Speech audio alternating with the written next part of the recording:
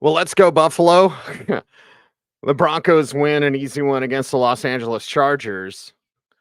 And now everyone is watching if the Buffalo Bills can pull off the upset against the Kansas City Chiefs, thus helping out the Broncos and putting the Broncos only one game behind the Chiefs. So, as the Denver Broncos game goes final, we are now turning our attention under the 2-minute warning to the Bills and the Chiefs. It is Denver Sports Postgame Live. I am your host, Cecil Lammey. And yeah, it's not easy. I don't like saying anything in the NFL is easy. Like that was an easy game, but that was an easy game. That was different than what my final score was. I had 27-16. I didn't think it would be close, but I thought the Chargers would put up a little bit more of a fight, maybe a late touchdown, something like that. They did. But once Justin Herbert goes out of that contest, then you're like, okay, well, there goes the Chargers' chances of doing anything against this Broncos team. The defense leads the way. The offense has troubles and issues. We're going to get to that. But 24-7 is the final score, and the Denver Broncos move on to a 7-6 record. And I kind of wanted to begin today's show commenting on that record. 7 wins now and moving towards, said it, 11-6 still possible. So yeah, you got to get to 10 at least to get to the postseason. Now their chances after the Steelers lost to the Patriots on Thursday night, around 40%. These chances would be greater tonight with this victory. And yeah, you're moving towards that postseason berth again, watching this Kansas City game. So if I see him a little bit distracted, it's because I want to see if the Bills can pull off the upset. So the Broncos get it done and their defense leads the way. And they go back to the rushing attack. Samaje Perine was okay in this one. But after that DNP on Friday, which was a bit of a concern, although Sean Payton didn't seem very concerned. We talk about it on Friday's edition of Orange and Blue today. This one was an easy one. And this one, now you look towards where the Broncos can be. And what I wanted to begin today's show with is they're better than their record. And I understand Bill Parcells said, you are what your record says you are, which is technically true. But does this team look like a 7-6 team? Or do they look like a team that, shouldn't have dropped a couple early on, should have beat the Houston Texans, who got beat by the Jets today? Again, the Texans have great young offense. They don't have everything. And we see the Jets beat them up. Like, man, if you could have won the Raiders game, the Commanders game, and the Texans game, there's 3 more wins. Now you're already at 10. So to you in the chat room, I want you to answer right now. Do they seem like a 7-win team right now? And not everything's perfect. Again, this team is winning without playing their best football. That's a good sign for things to come because they can get better. And we saw glimpses of them trying to be better. I'll get to that in a little bit. But when we look at the Broncos right now, do they look like a 7-6 team? No, they look better than that. They have for a while, certainly on the win streak, they looked better. And again, the early season struggles, the early season woes, they have gone by the wayside as this team finds a way to win. And it's usually with the ground game and the defense leading the way. I believe, and I may be incorrect because I heard the broadcaster say it at the end of the show, at the end of the game, like the most sack yards lost in team history for the Broncos defense, getting 6 sacks and 4 of them on Justin Herbert, 2 of them on Easton Stick. Easton Stick, nice backup, but he's not gonna come in and win you much of anything. A big play to Quentin Johnston, the big 57-yarder that pretty much kind of sparked that touchdown, the only score of the day for the Los Angeles Chargers. So yeah, Brandon Staley on the hot seat, whatever. Like, I wanted to, not take anything away from this win. The Chargers choke. The Chargers are pathetic. The Chargers are terrible. Whatever you want to say. They got Justin Herbert. They got Keenan Allen. They've got some pieces. We all love Austin Eckler unless he plays the Broncos. Like, I don't want to take away from this victory. I said it would be an easier win. I said it wouldn't be as close as the score indicated, and it wasn't even close.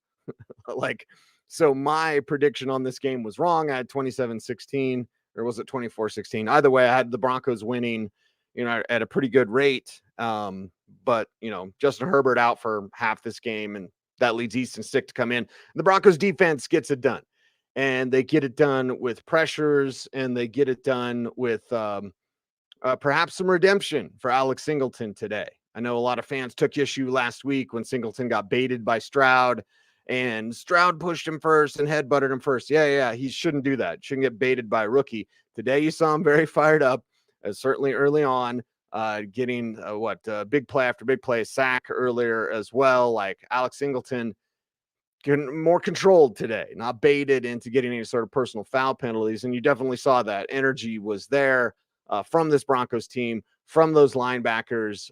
Josey Jewell also making some good plays there as well. But this team has the look and feel of a team that could be a tough out. And that's what you want. I'm not going to necessarily fast forward this thing to the postseason, but that's the track that they're on. I've got plenty to say about Russell Wilson in this offense and Jerry Jeudy in this offense. Trust me, it wasn't pretty, but it's not pretty and they're winning. You know, if this team was playing perfectly and out of their mind and they were barely beating teams, then you could say, wow, you know, they're really the Vikings last year. They were 8-0 in one-score games. The Broncos have let some games get away that they shouldn't have gotten away. Again, English is difficult for me at times, but like the Broncos should have 3 more wins on the season. So they can look like a 7-6 team. They are a 7-6 team, but that's not who they are. You know, I think this is a team that is going to push for double-digit wins. 10 gets you in the conversation and get you around to the postseason. But what I mean by a tough out, which is what you really want to be when you're in the Broncos position. I don't think even the biggest Broncos fan out there should be saying like, this team's going to go to the Super Bowl and they can make a run. Well, you get to the dance and anything can happen. I'll admit that. I don't think anyone should be saying Super Bowl. You got Baltimore Ravens, who would be troublesome for this Broncos team to be sure as they continue on with Lamar Jackson getting it done. But either way, like, be a tough out in the postseason. Go to Miami in the wild card and beat them in their place. Like, that would be cool. That would be a good story. And I think that's what is best for this Broncos team. What does it mean about Russell Wilson in 2024? I don't know. I still think it's Russ and a rookie next year. That's a later conversation. This is a post-game show. I'm going to be talking about this game in particular. So this game was honestly kind of boring.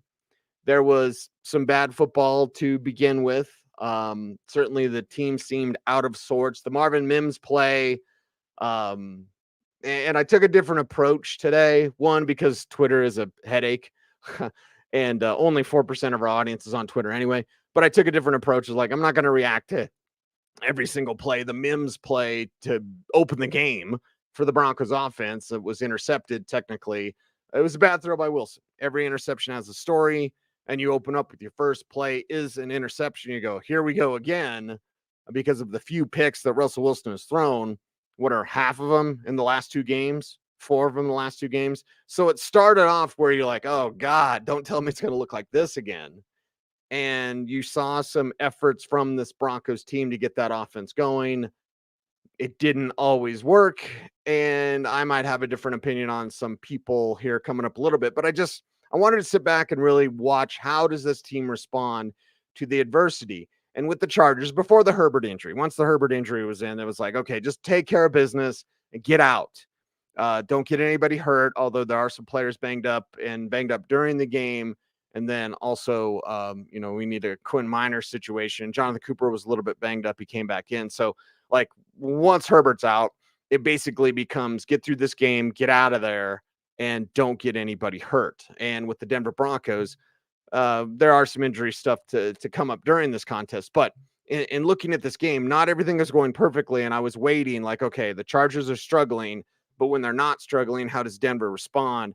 And then Justin Herbert goes down. It's like, okay. And they had a big play to Quentin Johnston, whatever. I'm not going to put that on, who was that, Tremont Smith or whatever. Like, that's not really a huge concern for me. What I liked seeing was the bounce back, the defensive effort, and how the defense kept them afloat, right? The offense would go out there, have some struggles, and then the defense would come back and still make plays. And the defense was like picking up the offense and then, bringing it to the forefront, really getting the ball back, 4th down stops, getting the ball back for this Broncos offense so that they could take advantage of a short field. I felt that was what they needed today. And if it means, that's the recipe for winning, yeah, who cares? It's the recipe for winning.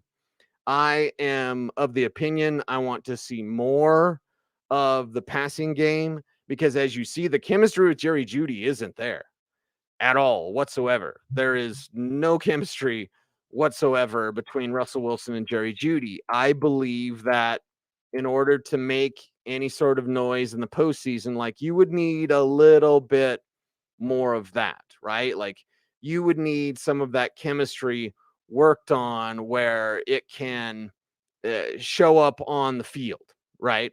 Show up for the Denver Broncos, and it just doesn't because they don't do that. They don't, and when they go to Jerry Jeudy, he doesn't get his foot in bounds or he drops a pass that he is open for. Like the timing is off and the chemistry is off with Russell Wilson. The timing is off, the chemistry is off, and I want to work on that as the rest of the season goes on. I want to work on that and see if there's any way that can get better as the rest of the season goes on. Is there any way that can be, something that maybe takes some people by surprise towards the end of the regular season? And to work on it means, well, you're going to have to work on it. To work on it means that you are going to have to sit through some Jerry Jeudy drops. The body control thing, that's on him. You need to get that left foot down. He didn't. That was a touchdown right there. It was a play that Jerry Jeudy needs to make. And yeah, there's a large part of this that is on Jerry Jeudy. Some of it's on Russell Wilson and the timing. You see his timing isn't really off with Marvin Mims. It's not really on. You see that it's not really on in the situation with, of course, Jerry Jeudy. Like that's just kind of what happens between those two. So like going forward, can they get that cleaned up as you continue to look towards the postseason? That's what I want to see, if they can actually do that. And again, to do that, they're going to have to throw to Jeudy more. And I understand, I probably can look at the chat room right now and everybody's like super pissed off about that and doesn't want Jerry Jeudy to get that sort of opportunity. Okay, I get that, and that's fine. That's something that you can have that opinion, and you're not necessarily wrong, especially with the way that Jeudy is playing. But to move on in the postseason, teams that aren't the Chargers, because again, the Chargers choke and the 31st pass defense in the league.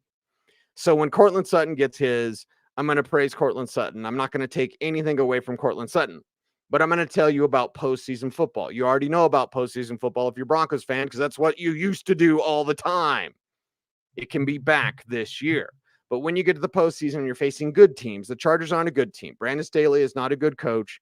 They've got some pieces. They've got some weapons. But overall, this is a defensive coach with a lousy defense and a lousy pass defense.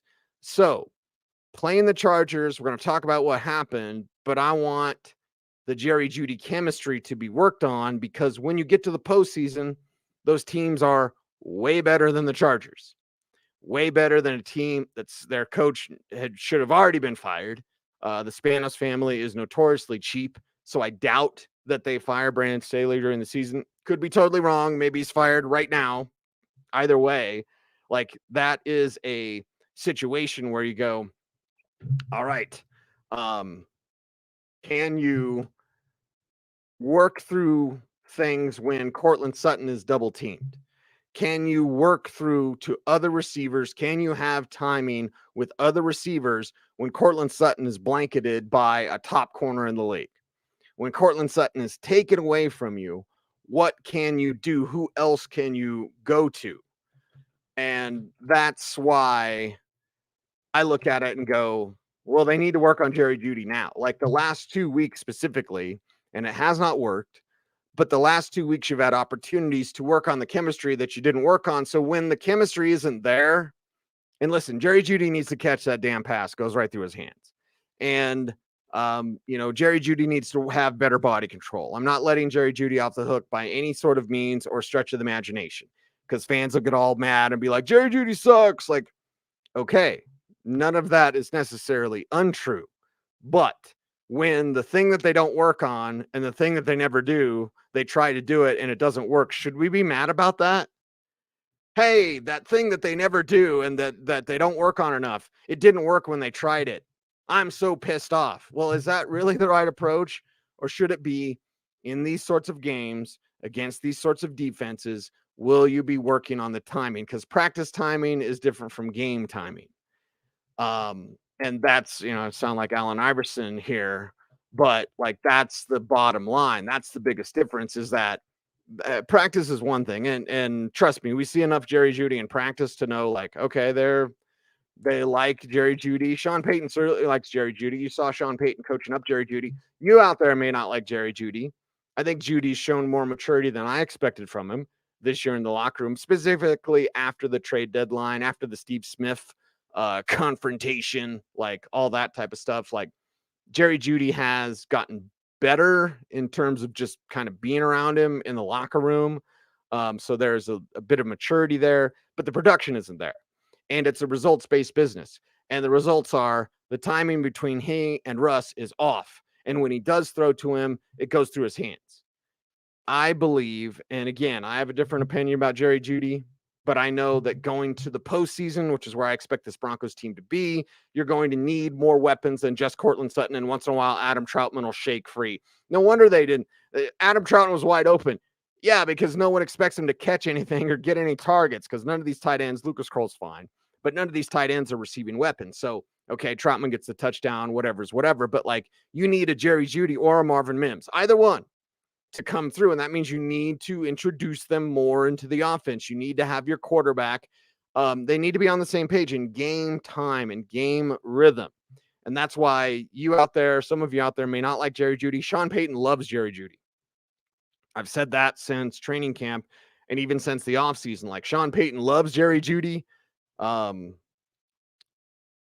So like, is that going to come together? We'll see. And when you're in the postseason, that's something where you just can't rely on a one-manned passing game. And don't give me some IJP right out of the backfield. That's not much of a threat, although he does seem to catch defenses off guard. Either way, this Broncos team needs somebody else, not named Courtland Sutton. Next man up is Jerry Jeudy. So I would like to see more. And if it doesn't work with him, because they've had 2 games to work on this, right? 2 games, the last 2 games specifically, facing really weak pass defenses. So, how many more weeks are you going to give to Jerry Jeudy? These are all valid questions. These are all fair questions that I think anyone can ask. And if your opinion is just Jeudy sucks, move on to Mims, my answer would be like, okay, like move on to Mims. Move on to Mims, but move on to someone else that you're working on timing with, because Russ's timing with Mims, that interception open up the game, that pass is behind him. Like you can't put that rookie who's a smaller player anyway, you can't put him in a position where he's got to fight for the ball when it's behind him and it's closer to the defender than it is closer to the receiver. You put that out in front of him, it can be low and out in front of him, then Mims slides, he makes the catch, and the defender kind of falls over him. But you put it behind him on his back hip, and Mims has to reach back, and the defender can easily take it away from him, again, because Mims is a smaller player. This is where your timing comes in. And that's where, that play in particular, that's on Russell Wilson. But when the stuff that doesn't work, we're all mad about it because it doesn't work. It's like, well, they have to work on that more and more than just in practice. So, yes, you can run the ball, you can play great defense, and you can win. That's the Broncos' recipe for success. But success in the postseason, I think all of us would be, and again, let me know in the chat room, I believe all of us would be happy enough with a postseason appearance. That's cool. But you know what would be cooler? Go to the postseason and beat Miami. Go to the postseason and name whatever team you're going to face, right? Go play spoiler for Kansas City. You know what I mean? Like, that would be really cool. So maybe you don't win the Super Bowl this year. Again, I don't think anyone should be saying they're a Super Bowl team. Even though I don't think they're a 7-6 team, they're playing like a team that should already be at double-digit wins. And that's the way the ball bounces in this league. But I'm not saying Super Bowl, but I'm saying spoiler. To play spoiler, it's going to take more than Courtland Sutton because, for example, and I'll take it back to the Tebow days, and people get so upset comparing Wilson to Tebow. And it's like, okay, everybody calm down. But I'll go back to then. It was great to beat the Steelers in the wild card. That was a shocker, especially the way they did it with Demaryius Thomas. I've got so many like fond memories of that game and that play. And there's no cheering in the press box. There was cheering in the press box on that play. I mean, how could you not? It's an 80-yard touchdown in overtime, right? And then they get waxed by the Patriots the next week. What if that's the Broncos in the first week? Okay, wild card round, and they get waxed. Let's say it's Miami. Let's say they beat them by 40 this time, not 50, but just they only score 50 on the Broncos this time. But whatever. Like, okay, is anyone going to be happy about that? Like, so I think we'll be happy-ish to make the postseason. These are progress. These are the steps that you need in this game. Like, once Herbert goes down, like, okay, just get through it. Make sure most everyone can stay healthy. Just get your win. You're not letting Easton Stick beat you. You think there are not many great starters in the league. There's not many great backups in the league either. Easton Stick is fine, but he's more, honestly, he should be like a runner, like a Taysom Hill, in my opinion. But anyway, it's not an Easton Stick show. It's Denver Sports Postgame Live. And with me and this Broncos team, I would rather play spoiler in the postseason. I would rather get to the postseason, be excited that they're in the playoffs, be excited that Broncos football returns to the postseason for the first time since after the 2015 season. That's all great. I think it would be better if, well, you went and just beat somebody in the wild card that nobody would really expect, right? Vegas doesn't think the Broncos win. Fine, great. Go prove everybody wrong. You're not going to do that. If you go in, you're going to try to play great defense. You're going to try to run the ball. But if you go in and Courtland Sutton is your only weapon, how are you going to play spoiler? Surprise him with Adam Troutman, Lucas Krull. Like, no, you're going to play spoiler by getting Marvin Mims jump-started or getting Jerry Jeudy jump-started. So what is the number of games left that you want to see Jerry Jeudy featured at all whatsoever? Tell me in the chat room. Because for me, again, you can't say too many more times, but Jerry Jeudy's the most targeted receiver on the team today. 6 targets. And you could tell that's where this team was going. And by the way, the Buffalo Bills win. They put the Kansas City Chiefs at 8-4. The Buffalo Bills are now, 7-6, 6-6? I'm going to refresh. 7-6. The Chiefs are 8-5. So the Denver Broncos, with their win over the Los Angeles Chargers, are 1 game behind the Kansas City Chiefs. So thank you, Buffalo. Buffalo, whose backs are against the wall now. Their backs are put them by themselves. The Buffalo Bills are circling the wagons, as Chris Berman always says, and they get that win helping out the Denver Broncos. And that's how crazy this season is. And that's why go back to the Washington game. Go back to the Raiders game. Go to the Houston game just last week. You got those 3 wins instead of those 3 losses. Now you're distancing yourself from Kansas City. Now you're winning the AFC West. So are the Broncos really a 7-6 team? Or are they better than that? I think they're better, even though you are what your record says you are. Thank you, Bill Parcells, for the most obvious statement of all time. I think there's more nuance to that. And I think that I'm getting excited about this team making the postseason and then doing something when they're there. Because give me a team. Name any team in the chat room. And I'll say, let me just look at the standings here to see what we have for, potential opponents. I always bring up Miami. But I believe San Francisco could be the first team today to clinch a playoff spot. Anyway, as they're now at the 5-game win streak for the 49ers. But anyway, let's look at potential opponents for the Denver Broncos. 7-6 right now. Chiefs are now 8-5. Let's say you play Jacksonville, right? And Trevor Lawrence is fine today. He played today. And Jacksonville took care of business in their contest last year in the postseason against the Chargers, because the Chargers choke, whatever that score was, when they're down by like 23 or something, and they came back and won. So give me the Jaguars, give me the Colts, maybe the Texans could sneak in, what have you. Give me the Browns, give me the Steelers. I think the Steelers fall off there. Maybe the Buffalo Bills, fight their way back in. One of these other 7-6 teams, right? And the Browns are 8-5, but one of these others, anyone but the Ravens. I think the Ravens are kind of pulling away. Dolphins are one game behind them. And of course, what do they play Monday night? But anyway, so okay, anyone not named the Ravens, give me any of those teams. So let's say you face the Jacksonville Jaguars. I'll just bring them up. And Jacksonville beats you 40-15 or 40-14 or something and it's disappointing. Are you really going to be happy? So again, I'm going to be happy they make the postseason. And even if they don't, I already have told you, spoiler alert, because this team is done hurting me. They're winning, so I'm not getting an ulcer anymore doing the show, which is great. My health is looking up, which is fine. I'm a little burnt out from the regular season, but that always happens in December in this job. I'll be fine, baby. Don't worry about me. But I'm looking at the postseason, and I want more.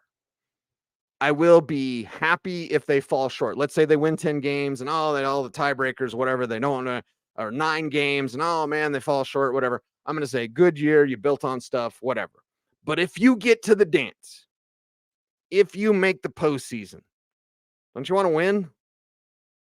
And I'm not saying Super Bowl, although that's a possibility. If you make the dance, anything can happen. And the way this team is, what did they play today?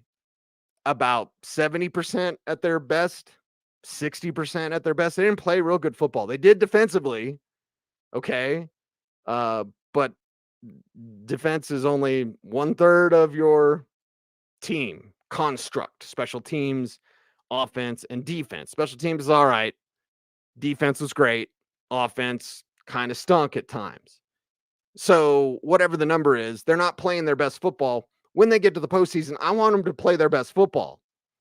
When they get to the playoffs, it would suck if you do all this work, if you fight this hard to get that far, and then the Browns beat you, 24-3 or something, right? Joe Flacco goes unconscious on you. Whatever that is. So I look at it and I go, you're not playing your best football. Your offense needs a ton of work. So continue to put in that work. And your offense is going to have to do more with the upcoming opponent. Detroit Lions are staring at you, and they've got a great offense, although their defense is quite suspect, and they are a beatable team. I'm not one of those people where it's it's okay if you lose to Houston and Detroit. It's not okay if you lose any of these games. Your back is against the wall. You've been playing playoff football essentially since the Thursday night game against the Chiefs, which you lost. But that game showed the heart of this team, because they could have dialed it in after week 3. There's a lot of teams that would have dialed in. There's a lot of players that would have, especially with the way Sean Payton coaches. Sean Payton is not easy to work under. And as I've said multiple times on whatever show I'm on, there's a lot of old Saints that were with Sean Payton for a long time that don't really like him. But it doesn't matter if you win, okay? Your coach can be a bit of an aloha, or as I often say with Sean Payton, a bit of a tyrant. And if you're winning, well, who gives a crap? So after the Miami game, there's a lot of guys with this coaching style that could have just gone the other way, and they didn't. That says a lot about the assistants, including Joe Lombardi. It says a lot about Vance Joseph. It does. And it says a lot about the players within that locker room. Even the players that you may think things differently about Jerry Jeudy. Again, Jerry Jeudy's shown some maturity since he was completely embarrassed by Steve Smith. Again, as we'll go back to that. But that was then. This is now. Now I'm forecasting to the future. I know it's a post-game show, but hey, they beat Easton Stick, everybody.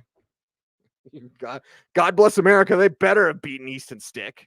So again, the game notwithstanding, I'll get more to the offensive woes and a little bit more explosion from Javonte. That was good. P. Ryan played more on that in just a little bit. But so if they barely miss the postseason, I'm not going to be upset. Okay. They fought hard. They have been downtrodden. They've rallied. They've stayed together. And I think there's a lot of good things there. They have talent. They don't have enough talent. I've said that, I think, dating back to the offseason. And again, doesn't mean I'm right about everything, because trust me, I'm not. But we have to seek the truth and speak the truth. We can see they are talented. We can also see they don't have enough talent. So how far can they go? And if they make the dance, I want them to win. I don't want them to go and they're facing the Browns or the Jaguars or the Bills or the Steelers or whoever, whatever, however the playoffs unfold. Indianapolis, right? Gardner Minshew kicks the crap out of the Broncos. I don't want to see that. So in order to get to the postseason and be a tough out, which is where I think the Broncos are, I think they are that team this year. You could say Cleveland's in this, especially if Joe Flacco's unconscious like he was today. And then you have to wonder, how would they have looked had Joe Flacco been able to play against the Broncos? Whatever. That's, more what if scenarios, but like, get to the postseason and you'd be a tough out. Cleveland's probably in that because of their defense. Well, the Broncos are there because of their defense. And Cleveland's got some talent. They don't have enough talent offensively. Their quarterback has a ton of question marks in Joe Flacco. Okay, the Broncos have a defense not as good as the Browns, but it's a pretty damn good defense. Their offense has question marks. Russell Wilson has question marks, right? Doesn't get 200-yard games. It's not really a thing for Russell Wilson. And if you look at the Broncos quarterback, we know that he's not what he used to be, but you can still win a lot of games with him. And that's not an insult. It's not hating on Russ, as some out there continue to think about Russell Wilson. Like, I just hate on Russ. It's not hating on Russ. It's just saying what he is right now. And that's fine. Today, Russell Wilson getting past that 200-yard mark with 21 of 33, 224, 2 touchdowns, and of course that 1 INT to begin the game. So he did get over at 200 yards. Fine. That number really, in those stats in terms of passing numbers, to me, it's more about efficiency. And it's about setting things up. When you take those deep shots to Jeudy, Jerry, don't let it go through your hands. Like, that's where you want Russell Wilson's numbers to be better. What was that play to Jeudy? How many yards? It was 40 yards, 50 yards, whatever the number was. Like, now all of a sudden you give him one more completion. And I'm not talking about the touchdown one. I'm just talking about, well, if he times it right, that could have been a touchdown for Jeudy. Now all of a sudden give him one more completion. Instead of 224, it's what? 250? 264, 270. Don't make me do math, but like, now he's closer to 300. If Jerry Jeudy doesn't let him down, Jerry Jeudy, the most targeted player today, with 6 targets. You had 33 passing attempts, 31 rushing attempts. They're about 55-45 on the year. So they are among the league's most heavy passing attempts in the league.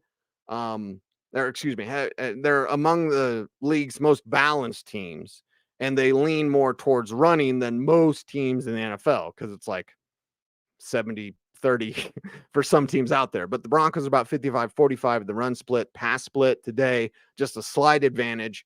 Although a lot of the short passes, those Pirine passes, 5 for 36, those little dump offs to Samaje Pirine, those are essential long handoffs. So if you take the style of pass away, you could say this is a team that runs the heck out of the ball. They kind of dink and dunk their way down the field. Hopefully are really efficient when they get towards pay dirt. You see the 1 rushing touchdown for Javonte. You see the 2 passing touchdowns for Russell Wilson, 1 to Courtland Sutton on that great catch, that great play, 4 targets, 3 catches, 62 yards and a touchdown. Sutton is amazing. Sutton is awesome. If you get to the postseason, it's going to have to be more than Courtland Sutton. Sutton can do his thing. Sutton always makes me happy, but someone else, it's Mims or it's Jeudy. It's Jeudy or it's Mims. So you tell me, chat room, who do you want to see going forward to kind of take that next step or get more of that opportunity between Jerry Jeudy, who's been letting you down, or between Marvin Mims?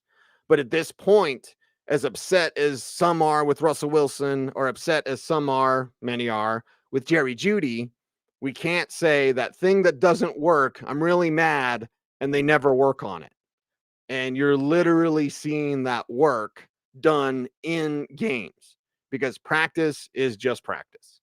And there's not any of those situations where they're really going that hard. They don't anymore. So, like, okay, you get to the game time, and that's where you have to execute. The last play against the Texans, which I can't say what the shift was, even though Sean Payton says motion. Troy Rank did remind me it's not a motion, it's a shift. Okay. The pre-snap movement that was there, that wasn't there because Russ didn't call for it and Lucas Kroll's going like this, that was something we'd seen in Friday's practice, the design of that play. And I think, I can't tell you what it is, but I think that Courtland Sutton was the target on that play. Ended up being Lucas Kroll because it was a busted play. That play was worked on in practice, and they ran it about 4 times. 3 of the times it looked good. 1 time it looked bad. Sean Payton coached them up. They ran it more. It looked good. They get to game time and it doesn't work because Lucas Kroll didn't hear Russ's call or Russ didn't make the call, whatever. But you see the difference? That one play, which did work in practice, and it worked a majority of the times, 3 times out of 4, that didn't work in the game. So Jerry Jeudy's got to catch the pass. If it's there to him deep, it can't go through his flipping hands. He's got to catch that pass. And Jerry Jeudy's got to get 2 feet down. You're not going to get these opportunities, but you see a clear intent from Sean Payton. Again, remember, Sean Payton likes Jerry Jeudy a lot. He may be Jerry Jeudy's biggest cheerleader or biggest supporter, because certainly the fans don't like Jerry Jeudy. So I will remind you, and I'm not comparing Jerry Jeudy to, God rest his soul, Demaryius Thomas.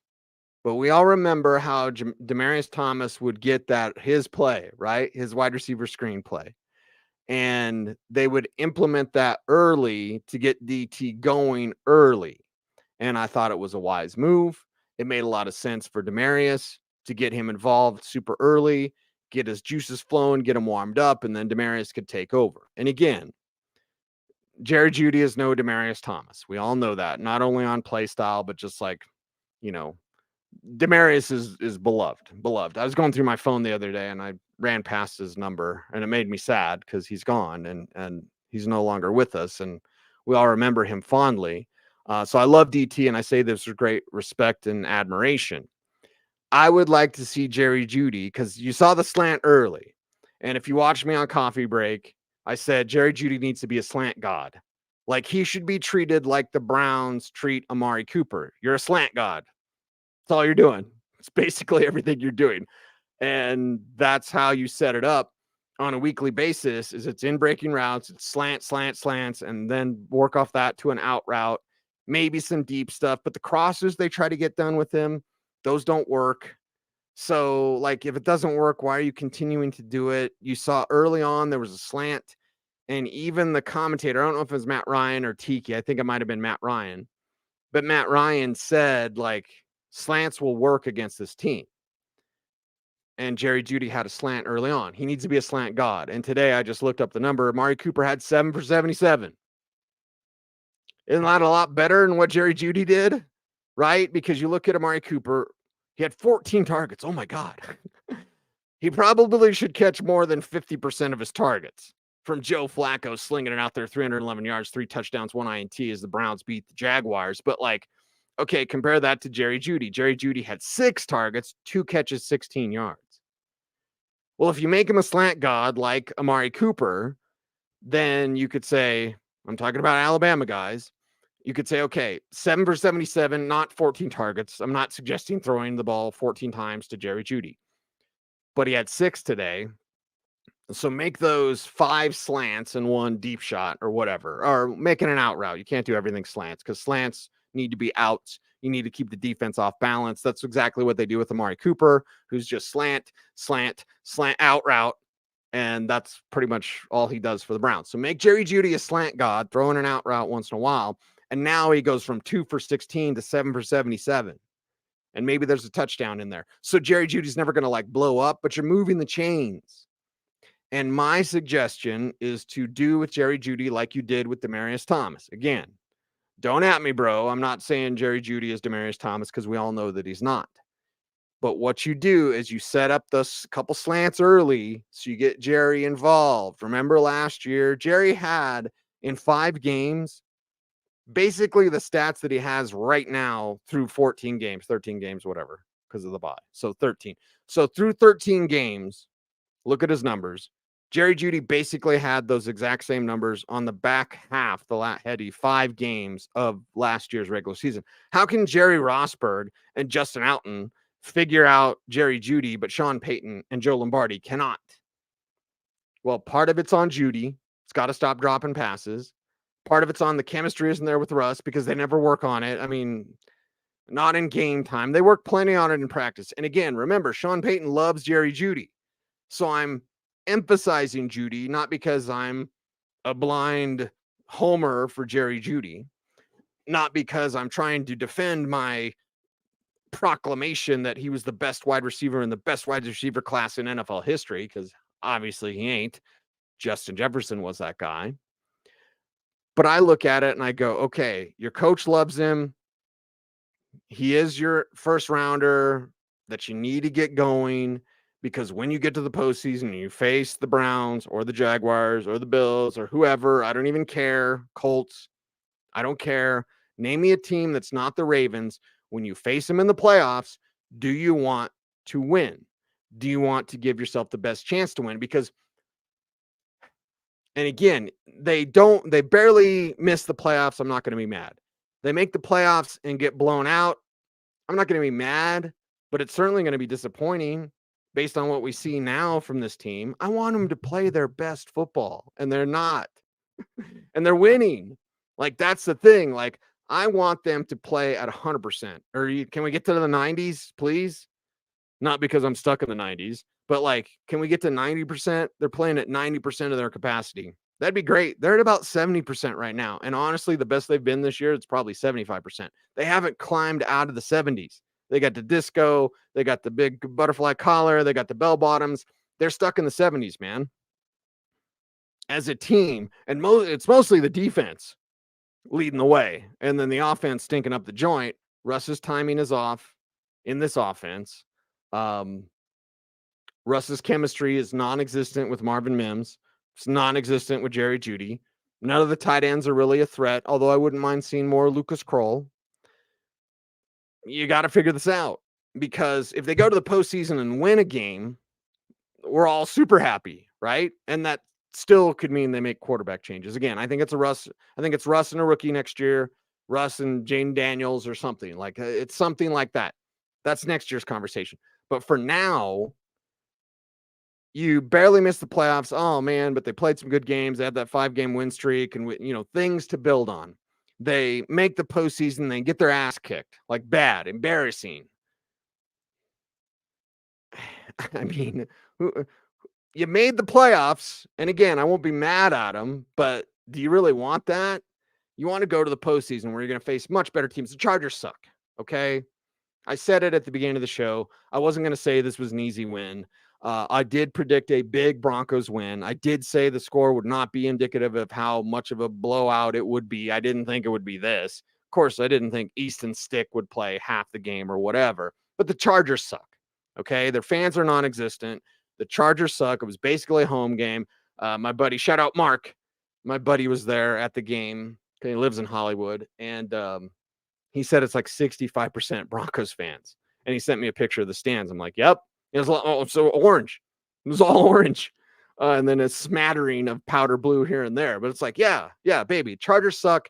This was going to be an easy win. As I knock over my microphone like Dennis Green. Let him off the hook, right? No, this was going to be an easy win for the Broncos. They made it an easy win. Good. And that's the sign of a good team. When you beat the teams that maybe surprise people, right? You beat Buffalo, you beat Kansas City. If you take care of business against teams that either you're even with, like a Cleveland, or that are beneath you, like a Chargers team, when you face the bad teams, you got to kick them when they're down. Sorry. Kick them when they're up, kick them when they're down. That's what you have to do. It's stuck in my head now. Sorry. Now it's stuck in your head. But like, they're doing the things you need to do. That is good. They're not playing good football. Defensively, they are. I give nothing but credit to Vance Joseph, and I think I surprised everyone in the war room last week when we were talking about VJ, because no, I didn't say they should fire him, even though I was the guy that said they were going to fire him after week 3, and I felt that was best, and, well, me and thousands of other fans felt it was best. They didn't. And I shocked the war room when I said, well, if they make the postseason, let's say they win a game, right? Let's say they beat Miami and Vance Joseph's defense, where they gave up 70, now they beat Miami and they hold Tua and company to, 17 points from 70 to 17. They do that. Broncos win in the wild card round, then whatever. I mean, after the wild card round, baby, it's all gravy. Like, I want them to win in the wild card round. You want them to win forever and ever. I want them to win the Super Bowl, but mentally, they're not going to win the Super Bowl. But mentally, I want them to get to the wild card, kick the crap out of somebody, be a tough out. And if they do that, knowing this league, Vance Joseph is going to get interviewed as a head coach prospect. So we go from week 3, he's going to be fired, to end of the season after the postseason. Maybe you lose Vance Joseph because he's hired as a head coach. We would all be happy for Vance Joseph to get that second opportunity, which often isn't afforded to defensive coaches. I know second opportunities are not afforded to minority coaches as much in this league. It's don't get me started on that, because there is a good old boy network in the NFL, and there's a lot of like, I'm always going to have a job because I'm buddies with Pat Shermer or whatever, even though Shermer's not in the NFL anymore. But like, there's always these retread coaches, and you're like, I'll give Eric Bieniemy as an example, right? Eric Bieniemy's been on the radar to be a head coach forever and ever and ever. He just never gets the opportunity. Yet all these other garbage head coaches get opportunities, and when Chicago's like, hey, we're thinking about Eric Bieniemy. Well, you thought about the last time he hired Matt Eberflus, who's going to get fired, maybe for Eric Bieniemy or maybe for Vance Joseph. But either way, like, I would appreciate and applaud if VJ got that, because man alive, has he turned gray. He has turned really, really gray. And I'm pretty sure VJ is younger than I am. Not that it's all about hair color. And yes, I use product in my beard, but like, Vance Joseph has really, really aged, because it's a lot of stress, man. Sean Payton's the bad cop. You're the good cop if you are Vance Joseph. And, you kind of got to play the buffer between your head coach, who's tyrannical, and then you, who are more of a player's coach. So does VJ move on? Whatever. But you want to get to the postseason and win, and at least be a tough out. If they do lose in the wild card, let's say it's Miami and it's 28-27, and it's a missed field goal by Will Lutz, could have won the Broncos a game, and they miss, and oh, damn it, they miss, and whatever. Like, okay, don't go to the postseason and get waxed. And to do that, as you're going to be playing much better teams, even might be rematching against teams that you've played both winning and losing against during the regular season, Cleveland, Buffalo, Miami, whatever. Anyone but Baltimore. I think Baltimore would embarrass the Denver Broncos if they played. And I hate the Ratbirds, so that pains me to say that. And Brandon Stokely always gets mad at me because I call them the Ratbirds. Hey, you win a Super Bowl. The most boring Super Bowl of all time, by the way, Super Bowl 35. But Stoke did have a touchdown in that for his Baltimore Ravens. I didn't call them Ratbirds that time, Stoke. Anyway, I think Baltimore waxes this team. Anyone else the Broncos can beat. They've proven it. Anyone else in the postseason, they can beat. So get to the wild card and then win. But you are not going to get there if you continue to not build chemistry with Russ and these other receivers. So if you have to force it, if you have to make slant God, Jerry Jeudy, and Marvin Mims, Matt Harmon, who does fantastic work for Yahoo. And I've known Matt for 15 years, probably, maybe, 10, 12 years, something like that, whatever the number is. So Matt Harmon, he does reception perception, and he really has made himself different in the fantasy space, because most people that want to talk fantasy football, I want to be on YouTube or whatever. And there's a lot of nonsense out there. Matt Harmon is someone who loves to work, someone who has made himself different because of his reception perception data, which nobody else does. Okay. Not even Pro Football Focus does the data in the way that Matt does, where he takes the success rate for every route that a receiver runs, every single route. the success rate, and other services, Pro Football Focus, will get into this for teams, but not in the way that Matt does it with his reception perception. And I tweeted about it, the most important thing ever, yesterday, maybe, I can't remember. And Marvin Mims' success rate outside of a go route is like 40%. Because I retweeted it, and then I saw some fans were like, well, it's Russell Wilson. Like, no, it's Marvin. It's Marvin. Reception perception is about catchable passes and how successful are you getting open. So if it's not a go route, Marvin Mims is not as successful. And his numbers track historically with guys that aren't real good. Although that have potential. One of those being like a Terrace Marshall. If anyone knows who Terrace Marshall is, you're either an LSU fan or a Carolina Panthers fan. But either way, if you know who he is, you know how he hasn't done anything. And I think Terrace Marshall was a second-round pick out of LSU. Somebody correct me if I'm wrong. Either way, my point is with Marvin Mims, we all love him. I really appreciate Marvin Mims. I think he's got Emmanuel Sanders' ability. But if you chart plays and you see him running routes and he's not getting open unless he goes deep, he's got to work on that, because right now he's a one-trick pony. And it's a pretty good trick if it connects, if your quarterback uses it, if your quarterback's allowed to use it. So again, I think Jerry Jeudy needs to work on his body control, get 2 feet down. I think Jerry Jeudy needs to work on his concentration. Don't drop wide open passes. If Russ does get it to you, you're the most heavily targeted receiver today. You have 2 catches. Like, come on, Jerry. You can't be frustrated when you're not getting targeted, and then when you're targeted and it goes right through your hands. I mean, that's on you. The plan was clear. It was clear in practice. I tried to warn you as much as I can, because we can't say what we see at practice, but it was clear from practice to the game, they're trying to get Jerry Jeudy heavily involved.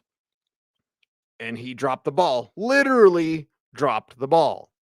Well, you can't complain when you don't get used, and then when you do get used and you suck, like, that's on you, man. So Jerry Jeudy has to come through. Why can't it be Marvin Mims? Marvin Mims doesn't get open unless it's a go route. Now, Marvin in college wasn't really asked more to run more than fade stops. He could be a slant god as well. So the stuff I say about Jerry Jeudy, like make up a slant god, Mims could do that, which also means out routes, but like slant god, out route. But in college, he didn't run the full route tree. And it is clear through film study and advanced data that he doesn't get open on anything that's not a go route. He gets open on go routes because he's really fast. But right now, and you see it a little bit in the way that he plays, like at times Marvin Mims is surprised a defender can make that play on the ball. And I'm not just talking about the interception at the beginning, but you'll see some plays with Mims where he'll make the move and he'll set him up and bam, and he explodes out of his break and he looks for the ball, and then the defender's right there anyway. So he sets him up. He's super explosive, but he also gives out tells. And he's a young receiver. It usually takes receivers about 3 years. Not every receiver. Randy Moss broke the system. But even if it go back to Marvin Harrison or Herman Moore or any of these greats from the 90s and into the early 2000s, like, it takes them about 3 years to get going. Today is a little different. Justin Jefferson explodes on the scene. I'm naming Vikings receivers. That's a little bit different now. It's pass happy league. So I'm not saying Marvin Mims is a bust, but I'm saying Marvin Mims doesn't get open unless he's running a 9. That's on him. We can talk about Russell Wilson and timing and chemistry and all that. All that's true. Seek the truth and speak the truth. The truth about Marvin Mims, he doesn't get open right now. He's not a real good route runner. Sorry. Again, that sucks for me because I love Marvin. But the advanced data and the film say he's not really getting open.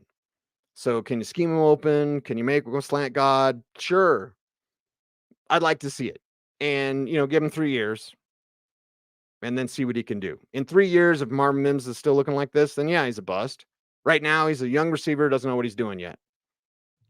but you're in crunch time and you're looking towards the postseason, you're going to need someone to figure it out. Is that Jerry Jeudy figuring it out? Or is it Marvin Mims figuring it out? You're going to need something. Can't just have a one person passing attack. It's Courtland Sutton and then dump offs to Samaje Perine. It is Denver Sports Post Game Live. I usually go about an hour. I appreciate you all. I am Cecil Lammey. I'm talking about the Broncos win over the Chargers. And again, I'm mainly focusing on the wild card because I know it's a post-game show. What really do we take away from beating up on Easton Stick? Hey, they can beat Easton Stick. Yeah, Easton Stick isn't good. Justin Herbert's better. They held him down. And Herbert is really uncomfortable against the Broncos. And I don't care if it's Vic Fangio or Vance Joseph or whoever running that defense. Like, Justin Herbert, who is a superstar quarterback, no doubt. He is so he's like thrown off by the Broncos. This is our first win in SoFi, though. The Broncos make it look easy because, again, Herbert gets out. But even before Herbert was out, he was throwing a pick, not looking real good, not getting Keenan Allen as involved, just being off with his passes, too high, too low, mainly too high. I'll look at the passing chart after the game, but like you saw the uncomfortableness with the 4 sacks, the pressure. And again, sacks are the sexy stat. Look for duress. Look for disrupted dropbacks. That's the number that you're looking for. The Broncos are very good at disrupted dropbacks, whatever the sack numbers are or whatever. But disrupted dropback rate, they're among the best in the league. And that's the most important piece of data. Much like I always tell you, air yards per attempt is one of the most important tells. And when a quarterback's low on air yards per attempt, they're dinking and dunking it. Like, again, it's just kind of obvious. Disrupted drop back rate is much more important. Completion percentage can be high because you're throwing a bunch of 2-yard passes. Oh, he's a 70% passer. Yeah, because he's not throwing past 5 yards. Oh, sack rate. Yeah, well, sack rate doesn't matter. Disrupted drop back rate is what matters. And Justin Herbert does not look comfortable against the Broncos whatsoever. So what do we really take away from this game? Jeudy's got to do more. You can't be frustrated and then get the most targets of anybody and literally drop the ball. Javonte was 3.9 a carry. He actually had the explosive run. It doesn't happen very often, but he had one of 20 yards on the draw play that was a little bit busted. He kept his feet. Hey, you'll be surprised to know Javonte kept his feet moving, and he made it into a 20-yard gain. So that was good, right? Russell Wilson was efficient. Bounce back after the first play interception. So that was good. But there are very few things. Lucas Kroll made a play. Like, there's very few things I can take away from this game other than the defense balled out. Alex Singleton redeemed himself after last week dropping the ball, getting baited by a rookie quarterback. Came out with that energy, came out with that fire. Defensively, this team showed up. Jaquan McMillan, it's got to be one of y'all's favorites out there, getting it done, making plays on the ball. Making sacks, going in there on that coffee blitz is what they call it, because you get a little cup of coffee and then you blitz. So you confuse the protection because they don't think you're basically coming after the quarterback. So, like, what do we learn when they beat up on Easton Stick? Nothing. But what we can project for this team who hasn't played their best game, I think that's what y'all need to take away. They haven't played their best game and they're still winning. Let me take a sip of throat coat tea. And as I do at the end of all these post-game shows, I'm going to take a look at some comments here. And looks like I have to put this user in timeout. Looks like we got some, sorry for the spam in the chat room. Fred says, we already know Jeudy can't catch, doesn't care, doesn't block, shouldn't be on the team. Give me Brissett, Minshew, or Winston. Okay, Fred. All right. I think Russell Wilson and a rookie is the plan for next year. Could totally be wrong. And a lot of time left. Coco, one of my favorites out there, Coco on Facebook. What's up, dude? Great win. I'll take it. Yep, exactly. Yep.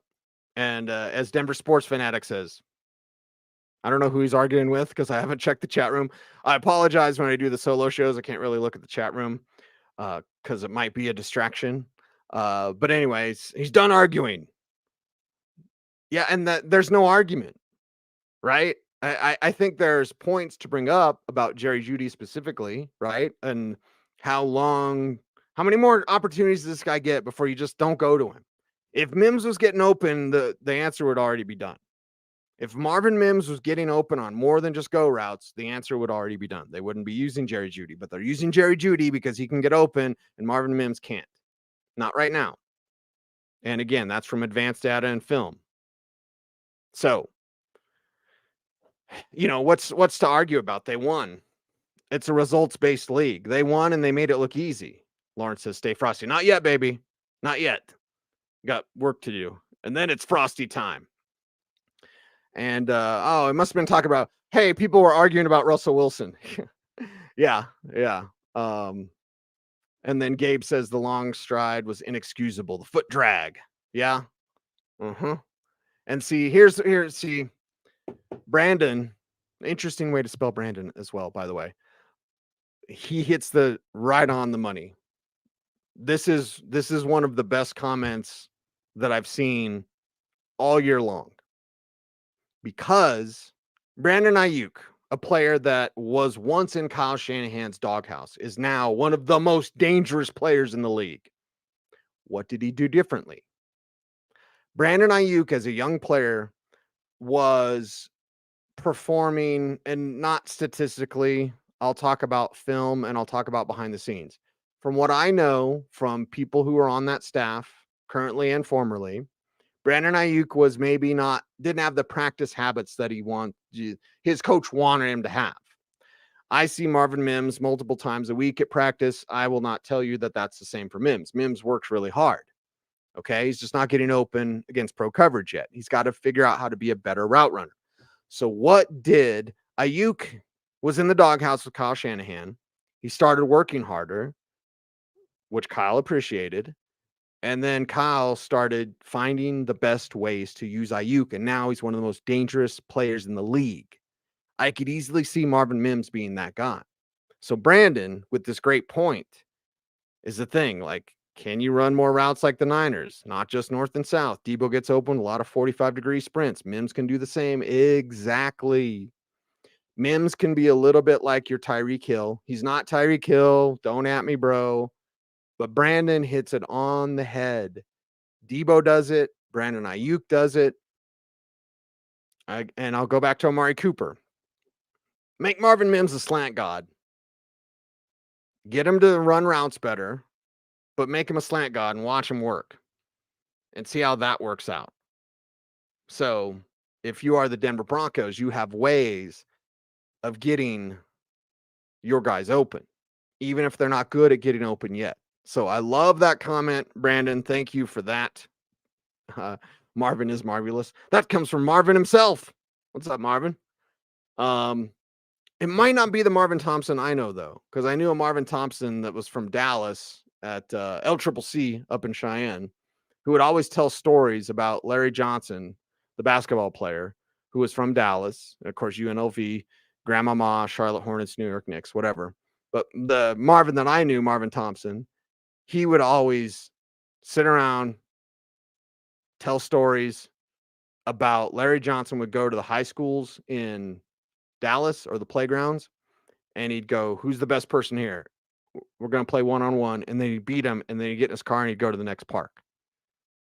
So, we usually talk about New York City basketball in terms of street ball or city parks, stuff like that, maybe some California, whatever. But no, in Dallas, and because Marvin was from Dallas and he played college basketball, he would say Larry Johnson would like hunt the best basketball players. And then he'd go beat them and go to the next park. Who's the best player here? Beat him, go to the next park. And before he went to Odessa Junior College, I believe. Anyway, I saw Marvin Thompson. I was like, I know a Marvin Thompson. I know Marvin Thompson in the chat room as well. Because he's one of the great chat participation out there. Let's see. Brad says, see on orange and blue. Cheers. Nate says Jeudy should catch the ball, right? So it was a good win, right? It was a good win. That's all you need to know. It's a good win. They took care of business against a team that they should take care of business from. Like, that's all you ask for, right? The style points don't have to be there. And something going back to this team, it's like the style points aren't necessarily going to be there, but they're not playing their best football and they're winning. That's the great thing. They're not playing their best football and they are winning. And then Jay says, I hear you, Cecil, but it's week 15. Shouldn't they have already worked things out with Jeudy? Jay, my counter to that would be, and it's a good point. And I'm here for the conversation. I'm here for the debate and the conversation, as long as everything's respectful. As I often say in life, I think critical thinking is dead because people can't disagree and like talk about it. I'm all for talking about it as long as things are civil. And that includes everything, not just sports. But Jay says, shouldn't they have worked things out? Yeah. Yeah. Yes. 1000%. But when they went on the win streak, Russ ain't throwing the ball. Russ is kind of throwing a little bit more. He did get over 200 yards today. But again, that number would have been 250, 275, whatever. If Jeudy just flip and catches the deep one. I digress. Can the Broncos win the West with the Chiefs losing today? They're only one game behind the Chiefs. So, yes. Swink asked, was this their best game of the season? No, I don't think so. Defensively, you could make the argument. Yeah, but again, it's against Easton Stick. Easton Stick sucks. Okay? Sorry. He's the greatest guy ever, what I have to say. Like, he's not a good quarterback. Don't make it personal. I don't want a message from corporate. So, corporate, don't send me any emails, please. Unless it's about a raise. Then I'll say thank you. Anyway. I kid. Well, not about the race. But anyway, like, I don't think this was their best game. I think the win over the Chiefs was their best game. Like, you end that streak. Could make the argument maybe the Buffalo game. But, like, that Chiefs game, that was their best game of the season. So, yeah, keep going. Mario says, keep going. Great win. Exactly. Nate, nice to see Kroll in the mix. Nice win. Go Broncos. Exactly. Nobody should be complaining, bitching, crying, moaning, whining about a win. It's ugly. Yeah, the Broncos are going to win ugly this year. They're going to run the ball. They're going to play great defense. That is ugly football. That is December football, and that is playoff football. So when other teams every year in the league in December, a switch is flipped where it goes playoff football, run the ball, play great defense. Usually the weather changes in some of these games. The Broncos have been playing weak playoff football since the Thursday night game against the Chiefs. They will be battle tested. They will be ready. So 11-6 is a possibility until it's not. 11-6 is a possibility until it's not. I don't want to hear anything else. It's okay if you lose lines. No, it's not. Win them all. Collect them all. And then when you get to the postseason, go kick somebody's ass. That's what I want to see. Mario says, what do I think about the Lions? Their defense is soft. They've got Hutchinson, which is going to be really, really, really problematic. I don't know the health status of Anzalone because I know he was banged up, but I'll check on that. But defensively, they're very, very soft. Like, very soft. Offensively, they're going to put up some points. They've got multiple weapons, including my good friend Khalif Raymond. Of course, former Denver Bronco. Love Khalif. Loved him when he was here. Good dude. Real good dude. So the Sun God, Amon-Ra, St. Brown, he'll be problematic. Sam Laporta will be problematic. Jared Goff, when he's on script, will be problematic. So it'll be a challenge, to be sure. But there's no backing down, baby. And Mario's not doing that, to be sure. But, like, no. Go. Looker Troy says, Detroit beat down. Yeah. You got to be like Debo. Beat them down, beat you down. Beat up on the Chargers. An Easton Stick. Go beat up on Jared Goff. I don't care. Make it happen. So I'm not conceding the Detroit game as many are. I'm not conceding any of them. I want this team to be 11-6. Hell, I want them to win the AFC West now that it's within range. Didn't think it would happen, but yeah, now's the time to be greedy. Why are we just like, it's okay? Like, no, it's not okay. You guys are Broncos fans. Remember, Simba, remember. You're Broncos fans. This isn't about, we made the playoffs. This is about, let's go win. And yeah, playoffs, go win. See how far you can go. Anyway, I am Cecil Lammey. Appreciate you all. We're growing our YouTube channel. So do me a favor here. If you've chatted over in the chat room, this side, that side, tell me what side it is. Anyway, am I pointing at Batman or am I pointing at Sue Immortal over here? Right there is Sue Immortal. Anyway, if you've chatted in the chat room, please comment down below. I usually come back and try to answer some questions or comment myself on these shows, but we're growing our YouTube channel. We need your help. Our denversports.com smorgasbord of information. We're becoming one of the biggest and best Denver sports sites, and Denver Broncos news. I think we're only number 2 behind denverbroncos.com. That says a lot about our traffic. So we appreciate you guys. We don't have any stupid paywall. Okay. So you don't have to worry about no paywall. You want to know Denver sports. You want proper opinion. You want fair insight. You want debate. You want conversation. It's all at denversports.com. But as we grow our YouTube channel, and I'm in charge of running the YouTube channel, help us out, please, by commenting down below. That helps the YouTube algorithm. Make sure to like the video, YouTube algorithm. And that's all we ask for. No silly super chats. To pay me money and I'll put your comment on the screen. Nope. Say something interesting, and if I have time, I'm going to tell you, I'm going to put your comment on the screen. Like Happy Victory Sunday, Vicky. Where's Vicky? Oh, there's Vicky. Let's go Broncos. So no silly super chats. Pay me. No, here's what I want. Like, comment, share, subscribe, hit the notification bell so that you never miss a vid. The YouTube thing is really big. It's the world's number 2 search engine. And a lot of people are searching now for Orange and Blue today. They're searching for me, which is great. I love it. Thank you. Thank you for that. They're searching for Denver sports stuff. So help us grow the YouTube channel. That's all I ask. Do all those YouTube things. And I appreciate you very much. And like Eddie, I'm excited for the Mile High Magic. Let's do this thing, man. Keep winning. Keep winning. Don't concede to Detroit. Don't concede to anything. Win them all. 11-6 is a possibility until it's not. Let's flip and go. Anyway, I'm Cecil Lammey saying thanks for watching. Stay tuned and stay frosty.